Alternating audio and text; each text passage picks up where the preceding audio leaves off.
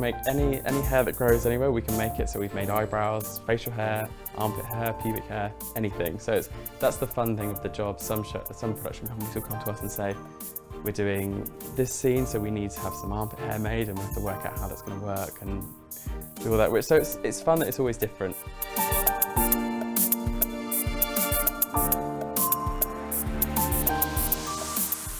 I'm Cox, and I run a company called Samuel James Wigs, and we build wigs for theatre, film, TV. I design theatre shows. I've built up a relationship with quite a few hair and makeup designers for film, and usually they'll get taken onto a project and they'll come to me saying, most of the time they'll come to me when no one's been cast yet. They kind of know what the production is, they know what they're going to have. So if it's a period piece, they know they're going to be using wigs because it's hard to do on people's own hair.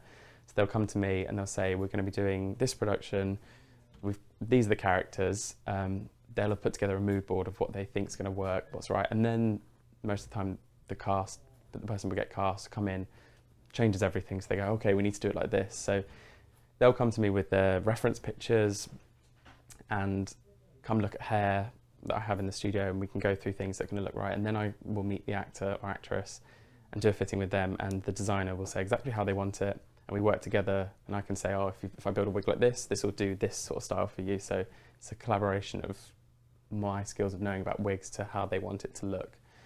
So when we make a wig, we'll meet the actor and then start with a mould like this, which is cling film and sellotape, and we get their hairline, trace their hairline exactly on it. So we have an exact copy of their head, which we then transfer to a block like this, find a block that fits and pad it up.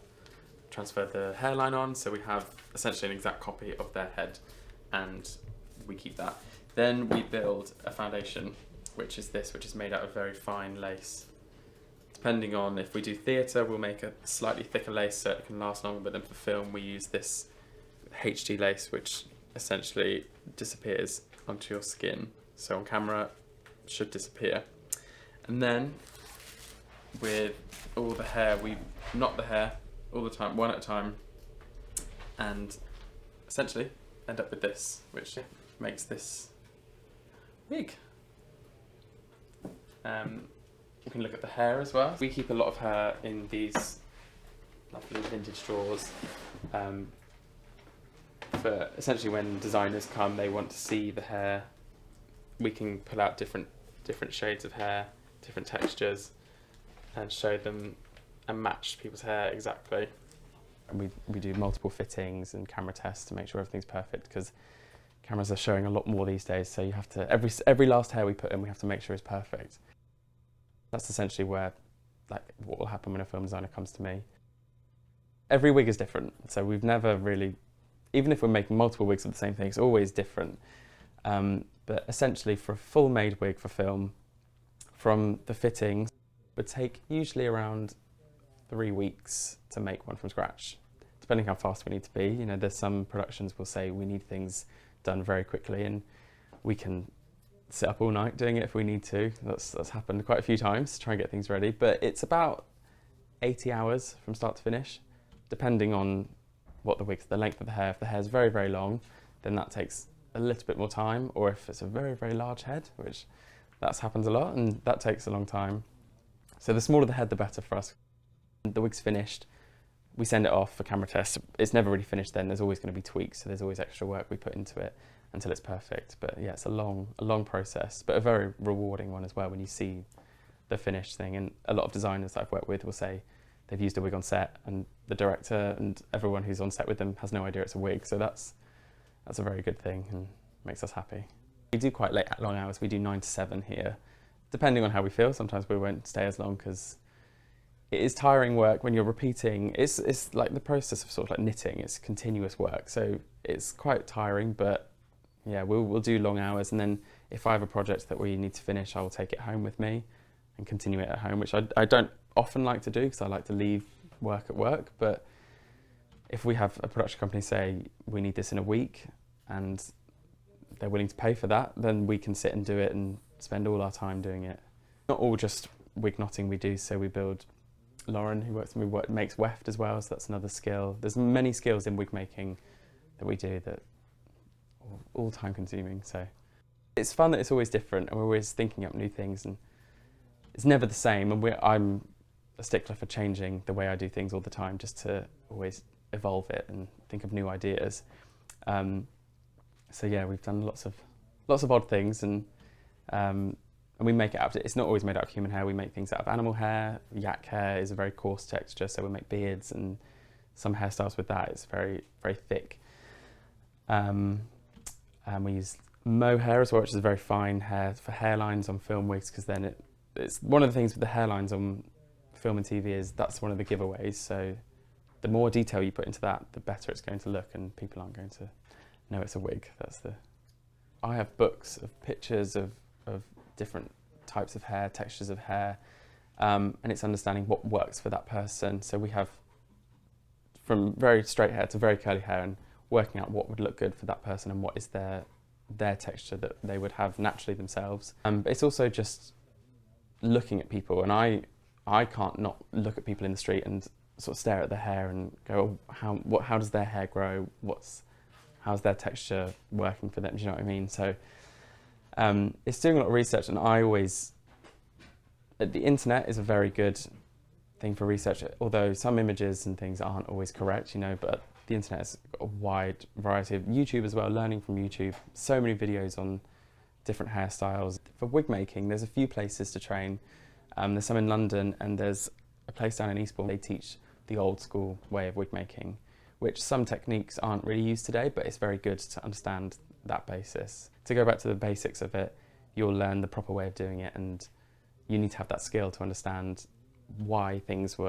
how things were styled and why they were styled like that. Most of these courses are quite short, and they will teach you the basics of knotting and foundation making and facial hair making, but then most of the skill comes from actually physically doing the job and practicing. When I started, I used to make wigs for no reason, just to make them, just to practice, and spend my own money buying materials just to try things and make sure it worked until it can take a good half a year to a year to really understand the full process of wig making and understand exactly what you need to do, as opposed to just learning like the action. So the best thing to do is, once you've practiced those skills, is do samples of your work, and a lot of people do small little patches, samples of their work, send them to us, and we'll check them over, and they can come in, we can give you something to practice on, see how good your work is, and then get work from there. The hardest wigs to make are the film ones, because they're so time consuming. Exactly, I try and check over every single wig that we make, that we send out, just so I know that everything's right. But yeah, so essentially it's just practice and reaching out to different companies, sending your work off to them, pictures of your work, and we use outknotters as well. So we'll do our work here, and then if we have a lot of work to do, we'll send to people around the country and knot the hair, send it back to us, and then we kind of finish it off. So that's one of the jobs. You don't have to be working in a studio to do this job, so you can work from home doing it. Social media has changed the industry quite a lot, I think, with having things like Instagram and these sort of, it's basically a CV you can put out to anyone to see. So that's changed a lot, especially in the wig making. It's been good for us as well, because we've been able to find makers that we use through social media that we never would have found without those platforms. I think especially after the pandemic, there's been a lot of change in people's how they want to work and what they want to do. So we've found that in theatre, we've lost some people because they've decided to move on to different things. So it's bringing a lot of new people into the industry that we're trying to train up to work on these big productions. People who were working on film and TV as a makeup artist, who'd never really done wigs before, wig making before, have kind of picked it up over the lockdown and tried to teach themselves, and I think that's happened a lot. I've had a lot of people message me asking me to teach them, and they've realised they can do this at home and they don't have to do working on as a makeup artist on set. They can do bits of that and then pick up the wig making as well and do a few months of that, and people are finding they like that as well, and having more time at home to do that work as opposed to being away all the time. Or put yourself out there and try and meet as many people as you can, because there are so many people in the industry that are willing to teach people and are willing to just chat. You can learn a lot from just having a conversation with someone, and like I said, social media has been a big thing of that. Being able to just contact someone through that platform and hopefully have them respond to you is a great thing, whereas you'd never have had that before if that wasn't there. We can tell straight away, as soon as we meet someone, yeah, they're good, they're going to be good. We know straight away. So I think it's just meeting as many people as you can. I like to have a good time at work. I like to have fun, but obviously, get the work done. And I think essentially not take it too seriously, especially with the jobs we do. We're not saving lives with what we do. We're providing entertainment for people. So it's kind of remembering that as well, not taking everything too seriously. And, that can sometimes go against you. But I think just being a nice person and being honest.